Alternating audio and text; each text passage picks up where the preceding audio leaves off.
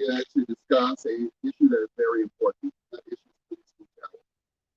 What we saw about 2 weeks ago was a young man get shot in the front of his office. What we saw 2 days ago were police officers physically assault children. There's something broken with our system in Alaska. There's something broken with our system in Louisiana. There's something broken with our system of police in this country. As such, several organizations have partnered and prepared to have a march in Baton Rouge, Louisiana on September the 11th. Of those groups, there's the Village from Lafayette, the Louisiana American Civil Liberties, the National Black Panther Party, the state and local NAACP, and several other organizations that I will not note at this point. What we intend to describe for everyone is that we are better together. There is something fundamentally broken about our policing that we need to make sure that we change. And that change has to come from the state level.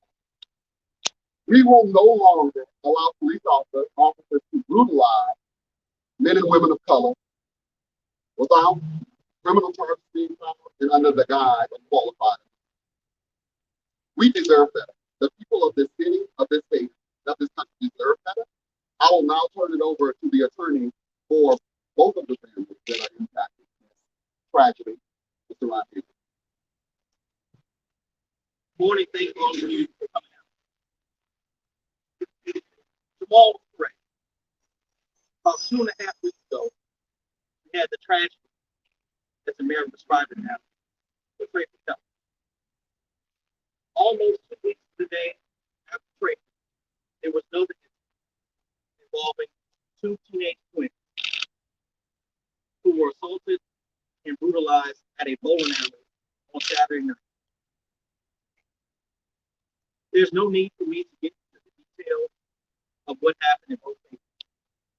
We have video of what happened in both cases. What I'm here today is to demand answers. First, the continuance of demanding answers for Trayford's family. They're about to bury their son, their loved one, on Thursday.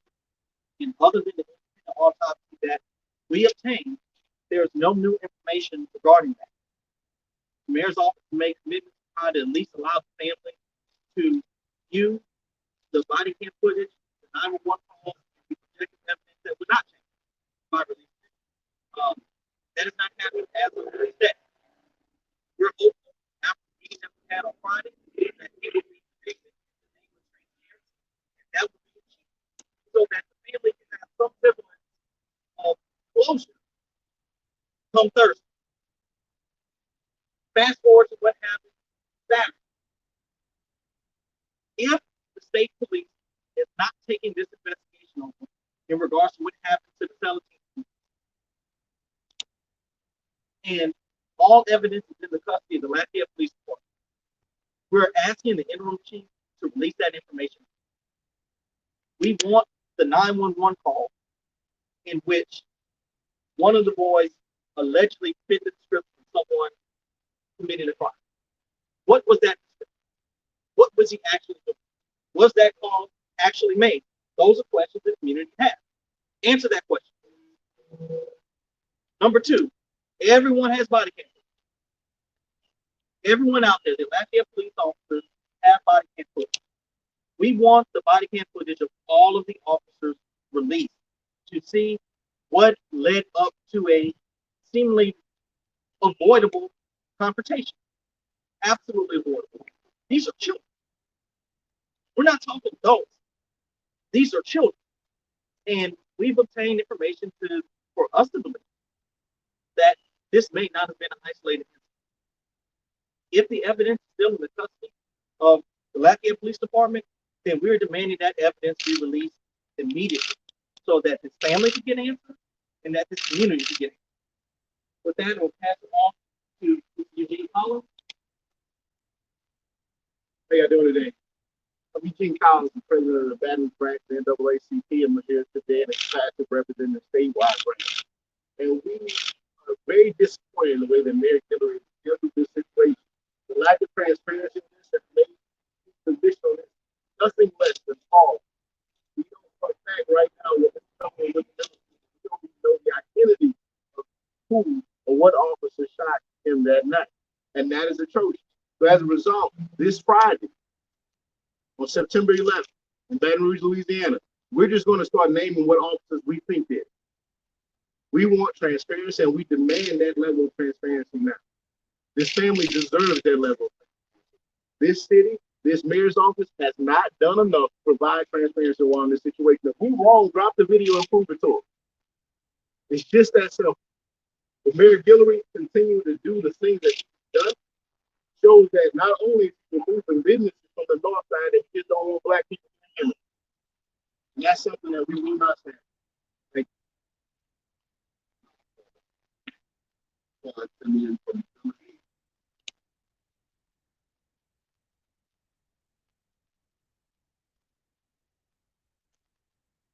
I have a question. Should every black child have a chance not to survive with a survive while living an idea of another survive? An idea that says one thing, but means another. Liberty and justice for all, for black children are, and when dealt with, justification will come before justice. Innocent until proven guilty, for black children publicly executed after only accusation. How horrible an idea yet where even other black children don't see themselves and other black children, and in turn perpetuate the same hate on their own people that they so desperately have been trying to escape. What kind of a world is this where the question is, should every black child have a chance? And 9 times out of 10, the answer is yes. Yes, they should have. That's fucking ridiculous. No black child should not just have a chance, but they should have more. A regular day-to-day encounter should not have the expectation of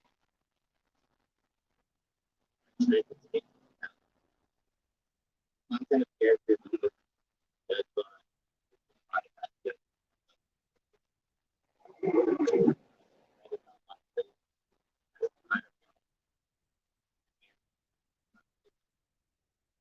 black children deserve more than what they become. Black children should be protected, not filmed by observers during actions of love. So why are black children? Why does a grown man feel connected with a black child? Their reaction to conversation, child is not. Why are you so as black children? We cannot continue to accept this blatant disregard for our lives, not only our lives, but our overall lives. Black children are resilient. Black children are gifted. The one thing black children are not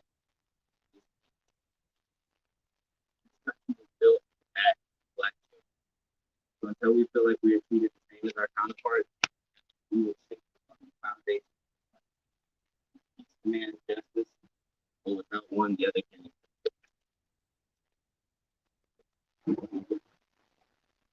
Thank you all for watching. Those who are here sharing the story of what's going on in Lafayette. For too long, Lafayette has been a city that racism and evil has been swept under the rug. We always talk about this sense of nice racism that we have here in Lafayette. And what we are saying here today is that no longer will we continue to accept the status quo. No longer will we continue to accept the fact that Lafayette is the happiest city in the world, and yet men that are innocent can be slaughtered in the streets. Children can be beat up and ganged up on by police officers that are meant to protect and serve us, those that we pay our tax dollars in paying gangs to slaughter our children in the street. We are sick and tired of it. It is your responsibility as the media, as well as it is mine as the leader, and those of us that are here to make sure that this does not continue to happen. We have a humane responsibility to our people, to the people of this city, and the people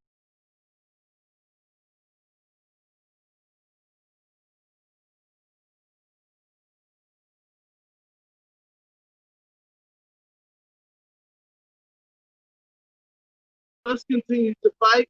Those of you who are watching, do not be discouraged. Do not be scared to come out, because there's something that is coming to this state on the 11th that I believe that is going to bring hope to the city, that is going to change around this whole state. And I know that it's in the city of Baton Rouge, but make no mistake, what's happening in Baton Rouge is a collective effort from all across the state to stand against what is happening in the city of Lafayette and all across the state as well. What we saw in the last 2 weeks is a disgrace, and everybody should be angry. It should burn your soul to know that your children can be beat up over. It should burn your soul to know that one of your sons or your daughters could be shot and killed by the Lafayette Police Department because they're either untrained or just immoral. So I would hope that you would just continue to fight and come out and join us on the 11th and reach out to us if you need any more information about what's going to be happening. Thank you.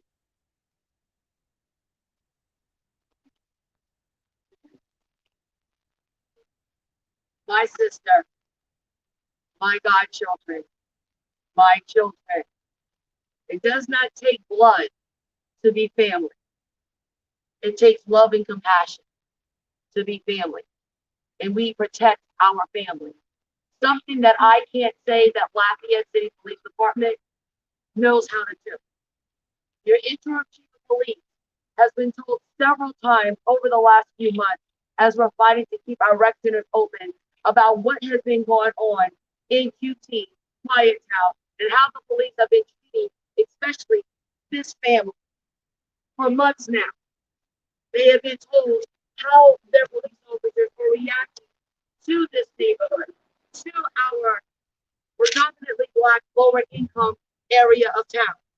Our interim chief of police has not listened, has not taken the complaint seriously, and something needs to change.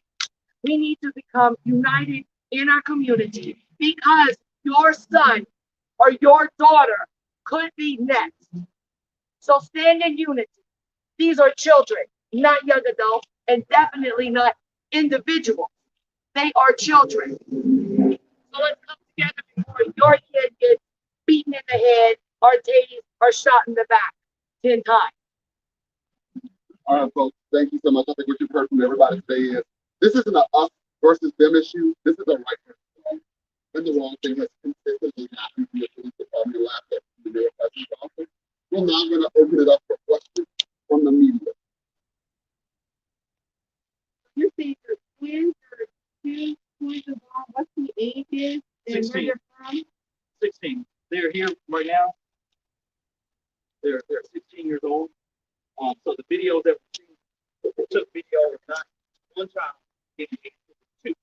Just because they're identical twins, you can tell the difference. You alluded to it maybe not being an isolated incident. I know that you're still gathering information. Can you share anything about what you I can't get specific dates, and hopefully you guys will need work requests that they have on those dates. We have an August 23rd, 2020 date, and it's involving these young men. We have a June 1st, 2020 date involving one of these young men. And we have, I believe it was Easter of 2020 involving one of these young men.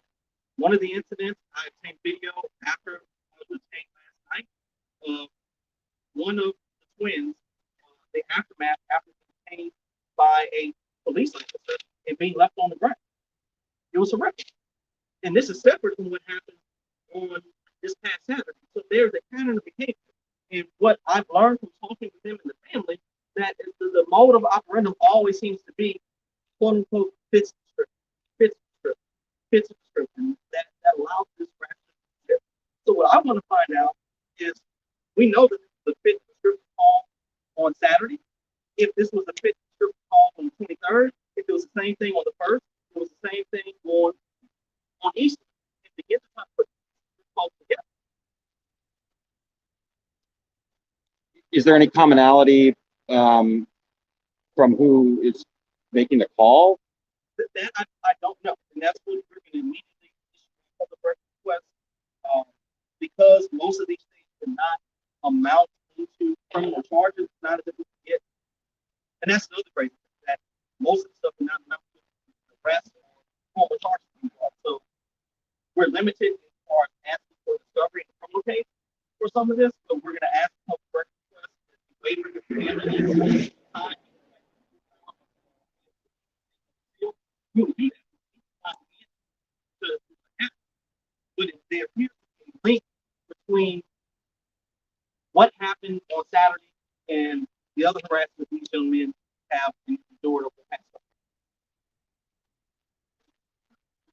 Excuse me, I have a question about the body cam footage that we were talking about.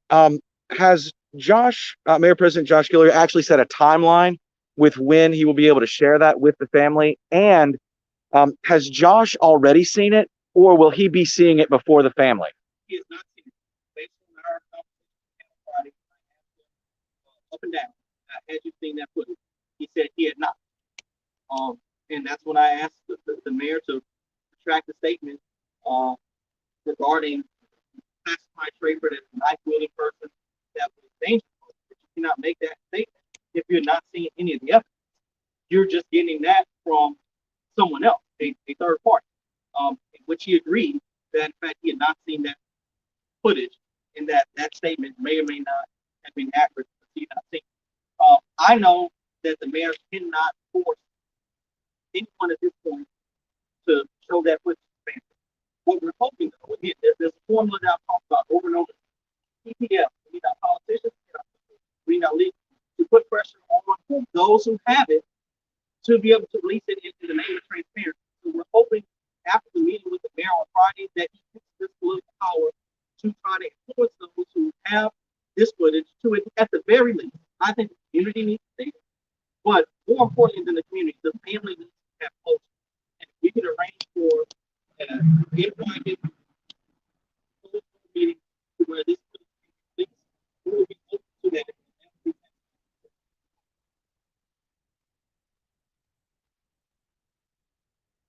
that. Has there been any additional discussion No, since Friday. since Friday? Now, I give look, it was a weekend, Labor Day, so I'm not gonna, don't fall down hard on that. I'm looking at both of those.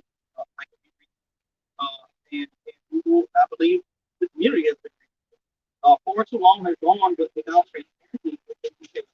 This is not rocket science, okay? It does not matter what side of the fence you're on. Everyone should be on the side of the fence of the truth. That's it. Be on the side of the truth.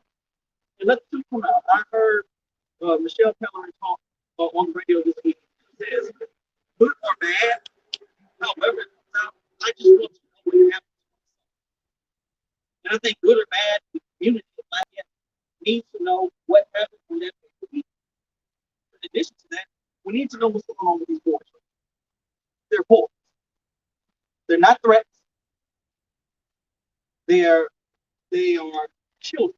They are children morally, and they're children behind the law, and they should be protected. Do you have any knowledge as to whether or not the police officers involved on Saturday were involved in any of the other previous incidents that you? Yes. Don't know. But yes, some of the other were involved. Is there reason to believe that any of the officers involved know the twins personally? Yes. Yes, sir. And again, we are going to try to be as official as we can on it. I'm not going to give specific officers that may have known at this time, speaking with the family, the name, but I want to do this the right way. I'm confident enough to say that that's in fact true. However, once my PRAs get